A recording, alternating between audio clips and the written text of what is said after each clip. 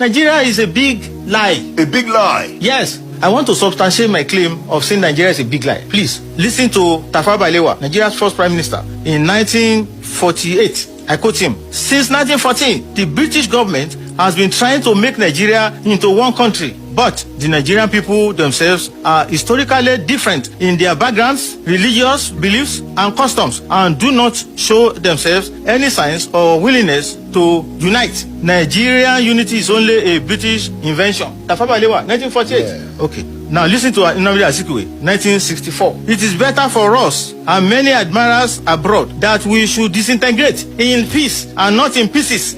Should the politicians fail to heed this warning, then I will venture the prediction that the experience of the Democratic Republic of Congo will be a child's play if ever it comes to our turn to play such a tragic role."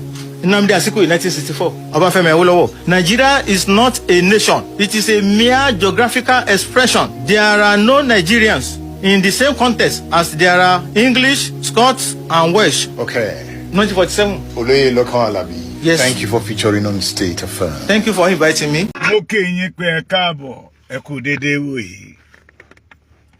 Ká tó bá ní rìnrìn àjò, káwọ ẹni tí à ń bá lọ.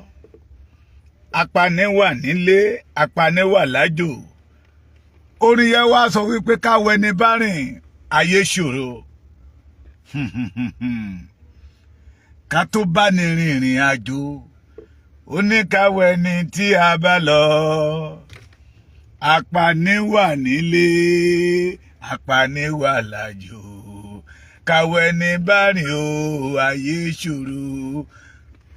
Mo kí yín lórúkọ bàbá Professor Banji Akíntóyè, àrólé Awólọ́wọ̀, bàbá tó jẹ́ ìyàngàn láwùjọ àwọn bàbá. Mo tún kí yín lórúkọ olóyè Ṣí Sunday Ọmọdéyẹmọ Ìgbòho Òòṣà, kàkà kí Olódùmarè àníyè káyé wa. Mo fẹ́ ṣe prógámù eléyìí pàápàá. Mi ò fẹ́ pẹ́ lórí ẹ̀. Ìmọ̀ràn mi tún máa lọ sọ́dọ̀ àwọn ọmọ Yorùbá. Mo lélẹ̀ ìtọ́tàn wá jẹ́ ó tó gẹ́.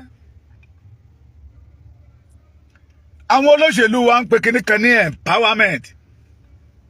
That is why I say stay away for the fake empowerment. Nigeria or the Yoruba politician under Nigeria can never empower you. Wọ́n kó wa sóko ẹrú ni. Empowerment wọn oko ẹrú ni. Empowerment wọn ìyọnu ni. Ìyá mi Adéọlá Àdùnní, ìyá dáadáa yóò dára fún yín ìyá mi, ojú òní tì yín. There is nothing like empowerment lọ́wọ́ àwọn olóṣèlú yìí. Ẹ jẹ́ n wá béèrè kan. Since 1999 ká má lọ jìnnà tí wọ́n ti ń pariwo youth empowerment, women empowerment, man empowerment, community empowerment. Èwo ló yọjú sí rere nínú wọn? Let us say the reality. Wọ́n ní wọ́n fẹ́ empowerment yín lọ́dún mẹ́rin, wọ́n fún yín ní 50,000 naira empowerment. Wọ́n ní wọ́n fẹ́ empowerment yín kẹ́ kúrò lóko ẹrú, kẹ́ kúrò lóko àìní, wọ́n wá ra ọ̀kadà. Lé graduate lọ́wọ́, lé ẹni tó ní PhD, wọ́n ní wọ́n empower ẹ̀. Wọ́n ṣe empowerment. Wọ́n ní wọ́n ṣe empowerment fún yín. wọ́n wá lọ fún yín ní àpò ráìsì kan wọ́n gbà táwọn dẹ̀ máa empowerment ọmọ wọn lọ ra lé fún l'Amẹ́ríkà ní London ní Canada ṣé a lè pè é ní empowerment pé ìrónilágbára wọ́n àrò yín lágbára wọ́n ń dí agbára yín kù ni wọ́n àrò yín lágbára wọ́n ń bayé yín jẹ́ ni. Stay away for the empowerment of politicians in Yoruba land under the Nigeria. There is nothing like empowerment lọ́dọ̀ wọn. Wọ́n ń ba agbára yín jẹ́ ni o, wọ́n ń dí agbára yín kù ni, wọ́n sọ yín di ẹni yẹpẹrẹ ni. Ẹ̀ẹ̀mẹyẹ graduate tí wọ́n ra ọ̀kadà fún tó tún dọ̀la tó jẹ́ pé àwọn lámà ṣòfin pé wọ́n ká ọ̀kadà kúrò lórí ilẹ̀. Nigeria cannot empower you, the Yoruba youth. Àwọn tó fẹ́ empower yín tí wọ́n fún yín níṣẹ́ tó dáa. Àwọn tó náà fẹ́ empower yín tí wọ́n lé yín sí oko ẹrú. Àwọn tó náà fẹ́ empower yín tí tọ́rọ̀ ò bá kọ́bọ̀ lọ́wọ́ yín. Àwọn tó láwọn fẹ́ empower yín tó jẹ́ pé ìgbà tó bá ti fẹ́ ṣe òṣèlú ẹ máa ti mítì kan débì kan bẹ́ẹ̀ dẹ̀ rí ọ̀pọ̀lọpọ̀ nínú wa mentality wa memory ẹ ti kú. A lọ mítì láàárọ̀ tó bá ti fún lóúnjẹ láàárọ̀ lọ́sàn-án a lọ jẹta lẹ́nílé ọ̀dọ̀ ẹ̀ wọ́n fún ní 10,000 naira wọ́n ní wọ́n ṣe empowerment kiri. Yorùbás wọ́n fẹ́ empower yín wọ́n wá gbé lọ serious boss síta wọ́n wá kó àwọn ọmọ yín sí ká máa jó káàkiri ìlú graduate ẹ̀ẹ́dẹ̀ bí wọ́n léèrè pé ṣé bí àwọn bàbá àṣáájú ṣe empowerment fún wọn nìyẹn. Everything about Nigeria is fake. Everything about Nigeria, that country called Nigeria, is fake. Ẹ jẹ́ ká jáde lẹ́ni ẹni tí wọ́n ti empower tó ṣe empowerment fún láti 1999 kó bọ́ jáde kó ní empowerment ti Nigeria government or state òun tó ṣe fóun ló sọ ń dèèyàn lá. Wọ́n gbé empowerment kan jáde nígbà yẹn láwọn 2 or 3 years ago that I belong to it. Wọ́n ló máa gba 2 o àwọn senate kọjá ó máa gba 2 house kọjá governor máa sign ẹ̀ pé ẹ̀yọ̀ kọ̀ọ̀kan wá fún wọn ní 30 million naira to start a business. Àlọ́nà rí wọn ò rí ààbọ̀. Wọ́n wá lo Nigeria mentality wọ́n á fi gba database yín dání. Òun náà máa fi gbowó yẹ bí òun náà fi gbowó ní World Bank. Bí òun náà fi gbowó ní IMF àbí International Mortgage Finance àbí báwo lẹ ṣe pè wọ́n. Database yín ti wà lọ́wọ́ wọn. Ẹ̀yin kàn máa korúkọ lẹ̀ ẹ́ drop gbogbo tó yẹ kẹ́ drop. Àlọ́ lẹ máa rí ẹ̀ ní ràbọ̀ tí owó yẹ bá ń bọ̀ ọwọ́ wọn ló máa gúnlẹ̀ sí. Nínú gúrùpù tí mo belong to sí ń gbà yẹn lọ́hùn. Àwa tá a wà ń bẹ̀ we are more than 200,000. Tí wọ́n dẹ̀ gba database wa pé èyí kọ̀ọ̀kan tẹ́tẹ́ the first batch will collect 150 million naira. Àwọn kan máa gba 100 àwọn kan máa gba 50 million. That I believe pé gbogbo ẹ̀ pátápátá làwọn olóṣèlú yẹn ti gbà tí wọ́n drop empowerment database yín lẹ̀. Tó bá yá wa náà ṣe empowerment fún yín wọ́n á ra ọ̀kadà. Tó bá já tó wá ní wọ́n ṣe empowerment fún yín wọ́n á ra sewing machine.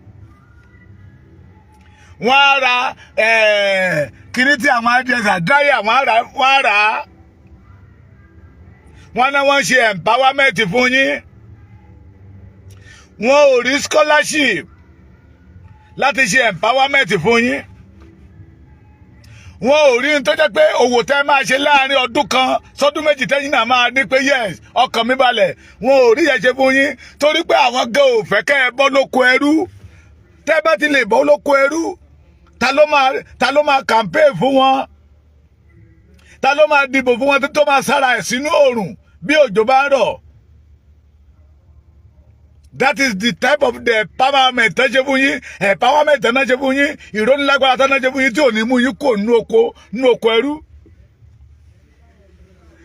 Àwọn àgbẹ̀ ló Yorùbá ọ̀rọ̀ débi ọ̀rọ̀ ẹ jájáde ká sọ̀rọ̀. Tí gómìnà yín bá ní wọ́n fẹ́ ṣe empowerment fún yín, wọ́n á fún yín ní fertilizer, wọ́n á fún yín ní àgbẹ̀ mélòó lórí gbàrí. Wọ́n á kàn gborúkọ yín lẹ̀ náà ni. Kò sí nǹkan tó máa jáde ń bẹ̀. Ohun tó jẹ́ kémi sọ èyí, mo rìnrìn àjò kan lánàá, àwa dé ìlú àwọn kan, ìlú kọ̀ọ̀kan ni mo rí pósítà yẹn pé kíní kan Èkìtì state empowerment, youth empowerment. Bí mo ṣe tún bọ̀ níbi tí mo wà yìí náà, mo tún rí pósítà yẹn táwọn èèyàn péjọ ń bẹ̀. Empowerment tó ń ṣe fún yín, tó ń gbé abọ́ ráìsì méjì tó ń gbé fún yín. Wọ́n fẹ́ fi tù yín lójú pé December. It is that empowerment that you will want. Empowerment tó ń ṣe fún yín since 1999 tí ò mú èmi àti ìwọ kúrò lóko ẹrú. Tá a dọ́gbọ́n gba database wa, tá a gba billions of dollars. At the end of the day, àlọ́lẹ̀ máa rí ẹ̀ ní rí ààbọ̀. Ẹ̀yin ọmọ Yorùbá ẹ yá mi létí inú yín, etí inú lè jò ń lò. Ẹ̀yin àgbààgbà wa, ẹ̀yin bàbá wa àgbẹ̀ lóko tí wọ́n ń gborúkọ yín, ìjọba láwọn fẹ́ fún wa ní fertilizer, ìjọba láwọn fún wa lókìrí kan tá a máa fi sí oko àgbẹ̀. Irọ́ ni wọ́n ń pa, èké ni wọ́n ń ṣe. Ẹ má ṣe gbẹ́kẹ̀lé wọn, ọ̀dàlẹ̀ ni wọ́n. Ẹ má ṣe gbẹ́kẹ̀lé wọn o, wọn ò dáa. Ó ti di ṣe wọn, ó ti di wà wọn. Abatẹnijẹ́ ni wọ́n o, ẹ má ṣe gbẹ́kẹ̀lé wọn o, wọn ò dáa. There is nothing like empowerment in Nigeria, because wọn ò fẹ́ kí mẹ̀kúnnù orí ayé gbé kẹ́lẹ̀ máa rí wa tújẹ bí iṣu. Ọlọ́gbọ́n ò fẹ́ kí òmùgọ̀ ó gbọ́n, torí ìjọ́ tí òmùgọ̀ bá ti gbọ́n, ìjọ́ yẹn ni agbára ọlọ́gbọ́n dínkù. Ọlọ́gbọ́n ò fẹ́ kí òmùgọ̀ ó gbọ́ kó lè máa rí tújẹ bí iṣu. There is nothing like empowerment in Nigeria system. Wọ́n empowerment pocket ara wọn ní family wọn, but they want the masses to be suffering. Yorùbá ẹ yá mi létí inú yín, etí inú lè jò ó lò. If true we want empowerment, kí ló lè fún wa ní empowerment? Òun lórílẹ̀-èdè wa. If you have freedom, that is number one empowerment. If you have independence, that is number one empowerment. If you have dominion or what belongs to you, that is number one empowerment. And that three things, Nigeria did not ready to give any one of us. That is why we are saying the only thing that can give us empowerment is our nation, Yoruba nation. The only thing that can give the Yoruba empowerment is our independence. Tó bá jẹ́ pé lóòótọ́ la ní ìrónilágbára. Ìrónilágbára làwọn bàbá wa Awólọ́wọ̀ ṣe láyé ìjọ́ wọn náà. Tí wọ́n rí wípé àwọn ọmọ wa ìgbà ni wọn ò kàwé, wọ́n introduce free education. Not only free education, wọ́n tún tọ́jú wọn kí àìsàn má bàa ṣe wọ́n. Not only that, wọ́n kàwé tó wọ́n tún fún wọn ní iṣẹ́. Pé torí pé ọwọ́ tó bá dilẹ̀, òun ni èṣù máa ń yá lò. Ọwọ́ tó bá dilẹ̀ ni èṣù máa ń yá lò. That is type of the empowerment that belong to the Yorubas. Nàìjíríà ò lè fún wa ní ìrónilágbára irú ẹ̀. Òun ló jẹ́ kí òṣì máa pọ̀. Òun ló jẹ́ kí àìní máa pọ̀. Òun ló jẹ́ kí àjòjì máa claim ilẹ̀ wa lójú ara wa. If we true the Yoruba we want empowerment, we must fight for our freedom. We must fight for what? Our freedom. We must say no to Nigeria. We must say no to Nigeria. We must say no to bad system government. Say no to Nigeria. That is what can give us empowerment. Wọ́n ro wa lágbára, wọ́n bá yé wa jẹ́ ni o. There is nothing like ìrónilágbára lọ́dọ̀ wọn o. Sátánì ni wọ́n o, Lúsíférì ni wọ́n o, abatẹnijẹ́ ni wọ́n o, ọ̀dàlẹ̀ ni wọ́n o. Wọ́n ṣe ìrónilágbára kankan. Wọ́n ń bayé ìran Yorùbá jẹ́ ni. Wọ́n ṣe ìrónilágbára kankan. Wọ́n ń fọ́ ayé Yorùbá sí omi ni. Abatẹnijẹ́ ni wọ́n. Stay away for fake empowerment. It is only Yoruba nation that can give us empowerment. Tó máa sọ wá di alágbára. Àwọn bàbá àgbà ni wọ́n ní agbára. Àwọn ẹ̀gbọ́n ìgbà ni wọ́n ní agbára. Àwọn ìyá ìgbà ni wọ́n ní agbára. Wọ́n rú àwọn àgbẹ̀ wa ní agbára nígbà yí àwọn Awólọ́wọ̀. Wọ́n rú àwọn ọ̀dọ́ ní agbára nígbà yí àwọn Awólọ́wọ̀.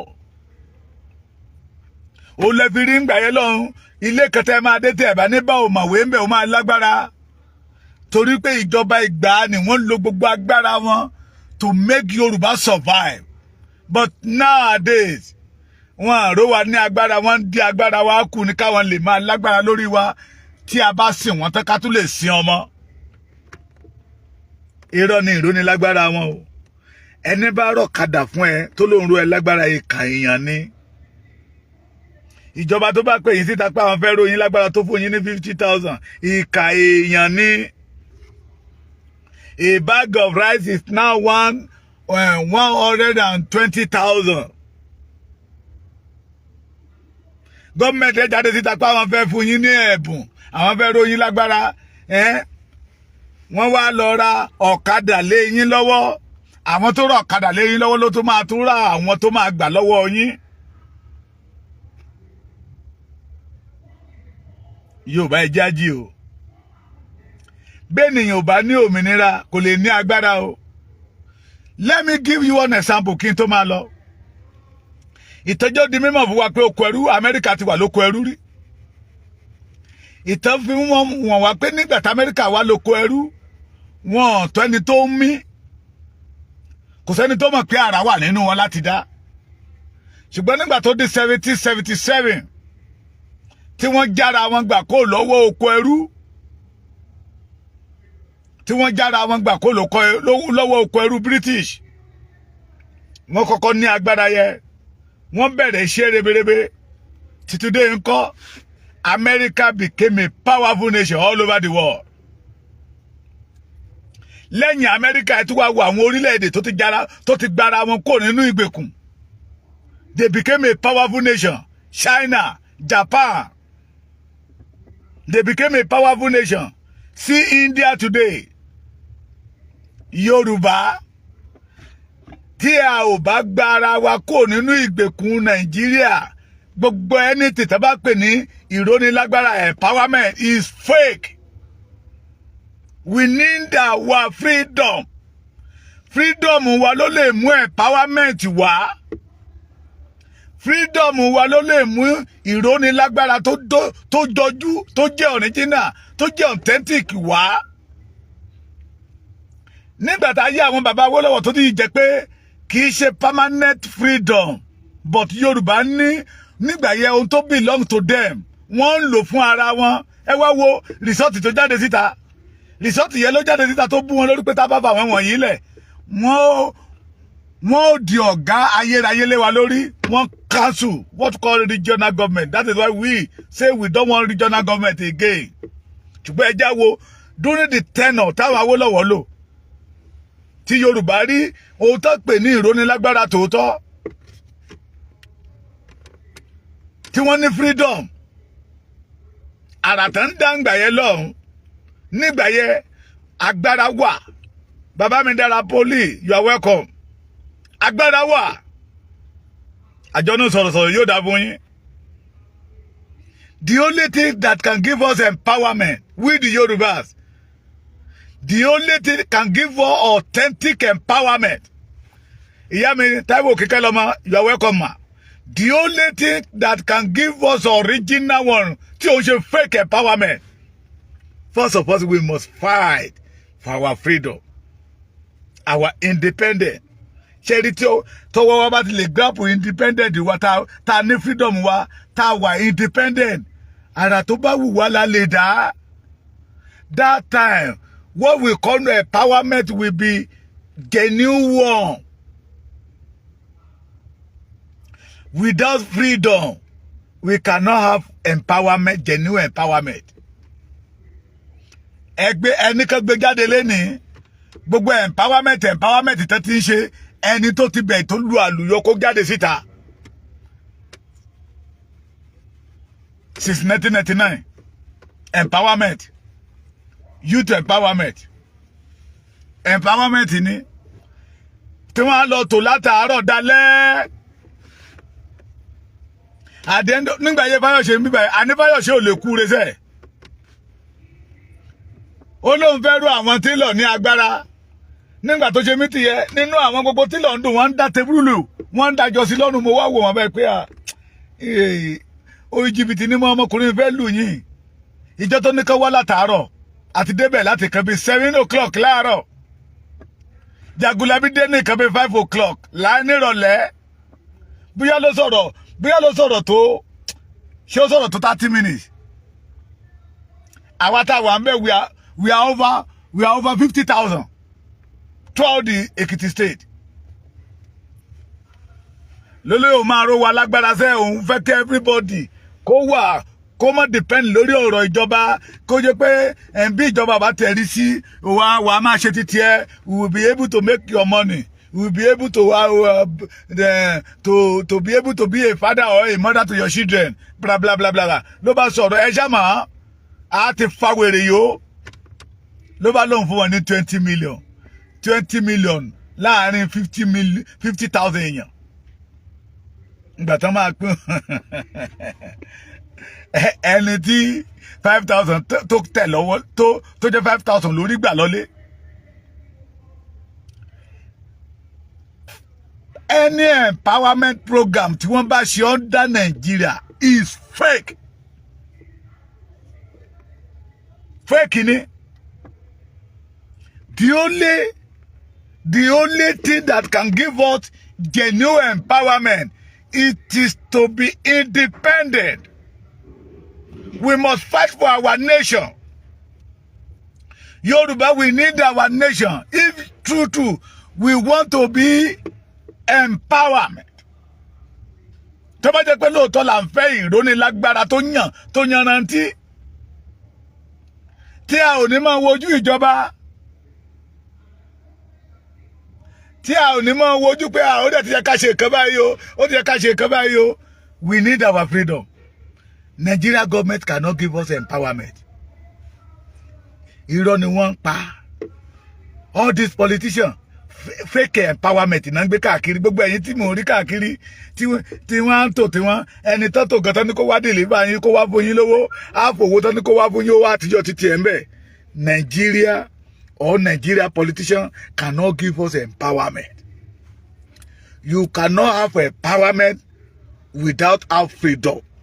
First of all, you must fight for your freedom. That is what will give you empowerment. The Yorubas, let us fight for our freedom. Ẹ ṣé gan. Ẹ má gbàgbé ẹ bá mi subscribe sórí YouTube channel mi. Ìyìn rere tí èmi gbé dání rèé. I want Yoruba to be free. That is what will give us empowerment, genuine empowerment. Subscribe to my YouTube channel. God bless you. Yoruba will be free. Orílẹ̀-èdè wa ń bọ̀, ó ń bọ̀. Òmìnira wa ń bọ̀. Very soon the Yoruba will become independent. Ní agbára ẹni tó láyé àti ọ̀run. You are blessed.